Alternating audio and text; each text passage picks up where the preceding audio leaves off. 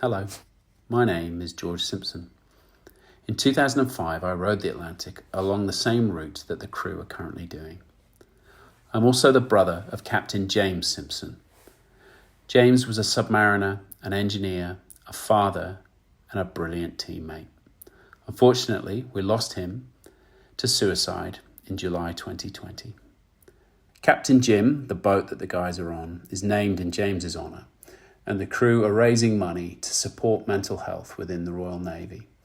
A really important part of looking after mental health is to talk about it with someone you trust. As such, I've asked the team a few important questions around how they're looking after their mental health in this extreme and this remote environment. And they've answered a few of them while they're out at sea. First and foremost, you are part of a team. How do you support each other's mental health, especially in such close quarters and under the strains of this journey? This is something we really talked quite a lot about before we left, actually, working with Tobias Mortlock. And probably our main strategy is we've talked about maintaining psychological safety. So every day or every couple of days we have a team meeting, and that's a psychologically safe environment. Anyone can say anything, is encouraged to say what they need to say, and we share there in a positive way any issues we've got with each other, anything that's winding us up, anything that's getting us down, and usually we can sort it out there and then.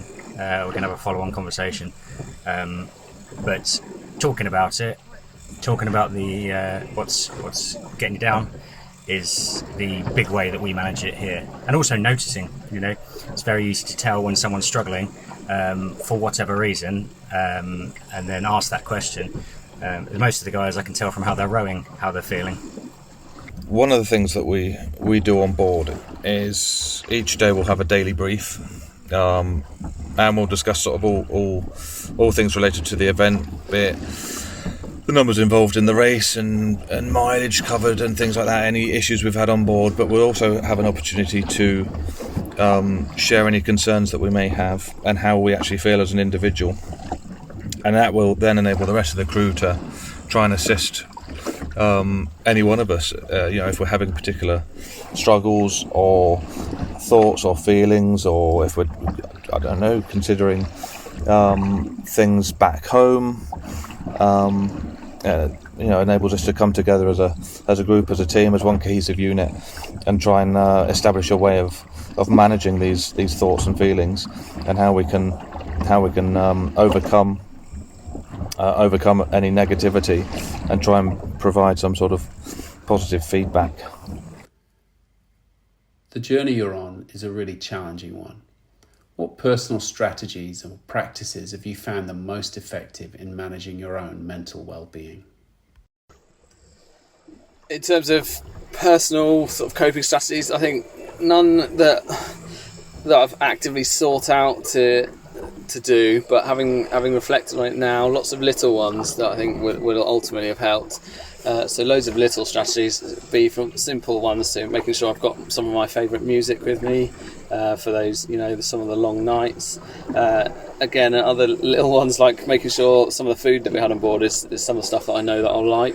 So rather than stuff that may be absolutely best for you to have from a physical aspect, it's things that that you're really going to like when you're tired and hungry and just need to get some calories down you. From the sort of length of the race perspective, again, I tried not to think about it too much before the start of the race. Just treating it basically as a really long training row. We've done some training rows, they were only 2 or 3 days long, but it's effectively the same, just a lot longer. And also during the race itself now, I'm breaking it down into chunks. So from my own personal perspective, I like to break it down into 3 chunks. One was like the Canary phase, sort of the first 10 days leaving the Canary Islands, and then the mid-Atlantic phase where we were tracking south, and now we've entered like the final third phase, as I think about it, where we're heading pretty much due west towards Antigua, hopefully with the trade winds continuing. So breaking it down into chunks has been a strategy for me. So I've not followed any specific strategy or taken any specific guidance, so to speak. The main thing I've been doing is using my own experiences, historical, so both when I rode the Indian Ocean back in 2009 and also later deploying on submarines for extended periods, just using those experiences to sort of guide myself to try and manage my own well-being. And I guess that's one of the things I'll do, both now and when I'm away with work, is I like familiar sounds, so I'll deploy with, as I have here, like numerous podcasts and radio programs that are familiar. So I get familiar sounds and familiar voices that I'd often receive in the mornings at home or in the evenings, and different programs that I'll listen to, just to sort of give me that sort of grounded approach to life on board, so that even though we're in the middle of the ocean here and we're surrounded by nothing but water and this very isolated existence, I've still got things that just enable me to sort of, I don't know, give perhaps a level of safety that otherwise wouldn't exist. What important lessons about mental health and well-being have you learned during this row that you wish more people in high-pressure roles also knew? For me, I think, during this row we've been extremely sleep deprived throughout. We're physically exhausted, we're mentally exhausted, pretty much on the edge all the time, which means we're all much more emotional. That's something's been very noticeable, much more emotional than we would be normally. And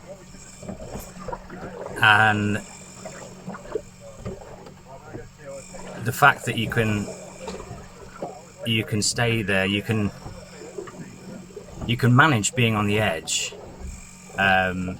as long as you are talking regularly about it, about how you are in relation to that edge, and making sure that individually and collectively we don't go over it. It's hard, but communication is everything.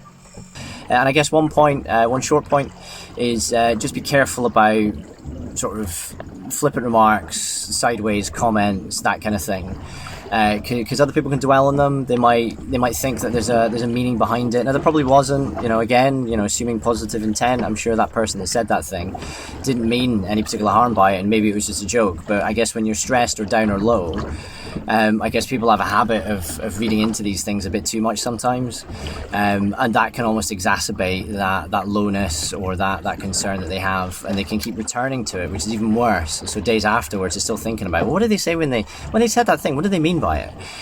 That's something that I've seen on this row, and that's been really interesting. I kind of was aware of it before, but when we're in this environment of this extra sort of physical stress and mental stress, then you see these things play out more. So yeah, I guess just be careful what you say. If it's a throwaway mark, just be really careful before you say it, because you might find somebody that's not inwardly as fit as they might look outwardly, and they might dwell on that for a while, and that might eat away at them. So yeah, just be careful. In what ways has the physical challenge of rowing the Atlantic contributed to your mental health? And how can physical activity be used as a tool for mental well-being? I think for me especially, I think it's hugely important in terms of looking after your mental health. Clearly on this row, there's no shortage of physical activity. We're doing, in excess of 14 hours rowing each a day. It might not be quite the same sort of vigorous or exciting physical activity that you might choose to do to get away from the stresses of everyday life, but it's physical activity and fresh air nonetheless, so it's clearly going to help. For me personally, physical activity is probably one of the main ways that I use to sort of de-stress and look after my mental health. If I've had a rubbish day or something, I'll make the effort to go out and do some fizz, or even better, play some sport. So it completely takes your mind off things, and your body gets all the positive effects of that physical activity. I suppose the main challenge would be the hardest part is making sure to start the physical activity in the first place, and you could end up getting in a rut where you're not doing any fizz, and recognising that and making the effort to start it is probably the hardest challenge. I think the physical challenge of rowing an ocean has probably negatively contributed at times to my mental health because of the strain, the pain and the impact.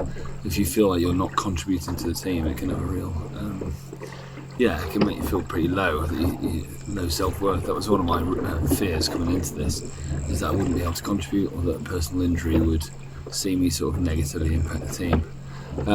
But overall, at the end of the day, you realise how many miles you've put down of good strokes, good teamwork, nice flow through the team, and moreover, the preparation for this.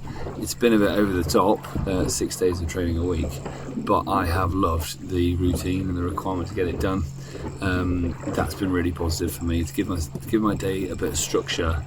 I'd say that's been really, my mental health has been really tested by the physicality of this. It's almost too much the other way. So as an example, if you think about there's a concept called the body budget. How much sleep you get, how many nutrients you get, how many calories you get, are you getting enough of the right kind of exercise, etc. Enough intellectual stimulation and so forth, and then that allows you to perform, right? And I've found that the amount of exercise on this row is kind of like beyond, I suppose, peak stress, and actually makes the mental health side of things harder. And I've found, as a result of kind of being overdrawn on my body budget, that I'm much more emotional as a result. I'm sharing things that I wouldn't have normally shared. I'm blubbing a bit sometimes, which isn't a bad thing. But yeah, so whereas normally I'd run or cycle to work and I find that a really good release, a really good stress release, a really good time to think. Here on the row, it's the other way and some. It is beyond peak stress when it comes to exercise. But it's a really point to explore, and to chat about more generally. It's one that I find really interesting. What message do you hope this journey sends about mental health awareness, and what legacy do you hope it creates in honour of Captain Jim? First of all, I'm extremely honoured to be rowing a boat carrying Jim's name across the ocean, and I think we all feel a profound connection with the family, having not spent a lot of time, but having really got sort of met all of them now, and being waved off by Jim's parents as well. Or your parents, George, at the start line was pretty deep for us, to be honest. With respect to a legacy, I think I'd like to highlight the importance of keeping the conversation going, because even when we have our group chats here, there will always be something else afterwards. So whether it's in work or socially or otherwise, make sure you've got the opportunity to talk, and that's through set meetings or one-to-ones or over a coffee or whatever. People need the opportunity to talk, and they need to be somewhat forced into it as well, just so that people can share their burden. I think that's really important, so keep the conversation going. Well, I didn't know Captain Jim terribly well, but where his life did touch mine, I found him full of grace and humour, and we were all touched by the tragedy of his death, and just so unexpected. I think that was, it took everyone by surprise. That was the big thing. And I'd say, in terms of the message that we hope to put out with, working with Help Jim's Story, it's that we need to have honest, open conversations about mental health, and that it's not always obvious. It's often not obvious. It's the small signs. It's not walking on by. It's asking the questions. So I hope the legacy we can create together through this project and others, and what a privilege to be skipper of a boat crossing the Atlantic with Captain Jim immortalised on the stern. The legacy I hope it creates is that one of open and honest conversations about mental health that prevent such tragedies in the future, particularly in the submarine service, where there are so many pressures, such an odd existence in many ways, and perhaps there's not the tradition of talking about these things very openly.